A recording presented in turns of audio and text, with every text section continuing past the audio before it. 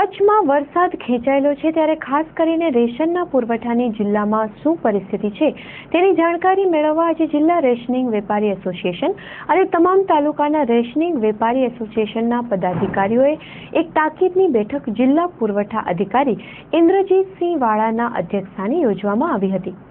આ બેઠકમાં જિલ્લા અને તાલુકાના એસોસિએશનના 50 જેટલા પદાધિકારીઓ ઉપસ્થિત રહ્યા હતા। બેઠકના પ્રારંભે જિલ્લા પુરવઠા અધિકારી ઇન્દ્રજીતસિંહ વાળાએ માહિતી આપતા જણાવ્યું હતું કે હાલ કચ્છ સહિત રાજ્યના કેટલાક જિલ્લામાં વરસાદ ખેંચાયો છે।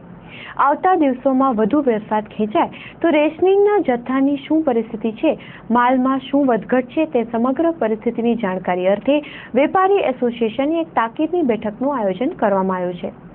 આ બેઠકમાં જિલ્લા મથક ભુજ ખાતે અને તમામ તાલુકા મથકે રેશનિંગ પુરવઠાની પરિસ્થિતિની જાણકારી મેળવવામાં આવી છે। આ બેઠકમાં ખાસ કરીને રેશનિંગનો જથ્થો ફાળવવામાં આવે છે ત્યારે બારકોડ કાર્ડની પરિસ્થિતિના કારણે જથ્થાની ફાળવણીમાં શું ફેરફારો આવ્યા છે તેની વિગતો પણ મેળવવામાં આવી હતી।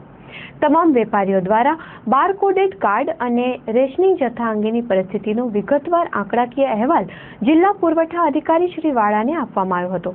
બેઠકમાં એવી પણ જાહેરાત કરવામાં આવી હતી કે આંકડાકીય અહેવાલ રાજ્યના અન્ન અને પુરવઠા વિભાગને મોકલી આપવામાં આવશે। આમ રાજ્યના તમામ જિલ્લામાં રેશનિંગ માલ અંગેનો આંકડાકીય અહેવાલ મળ્યો હશે, જેના પરથી અછતના સમયગાળામાં અને ચોમાસું લંબાય તો તે પરિસ્થિતિમાં જથ્થાની ફાળવણી કરવામાં આવશે તેવું જણાવાયું હતું। સરકારશ્રીમાંથી જે છે ખાસ કરીને આવશ્યક ચીજ વસ્તુઓનો જથ્થો જિલ્લામાં કેટલો છે, કેટલા પ્રમાણમાં છે એની દર માસે સંકલિત કરી અને માહિતી સરકારશ્રીમાં મોકલવાની થાય છે।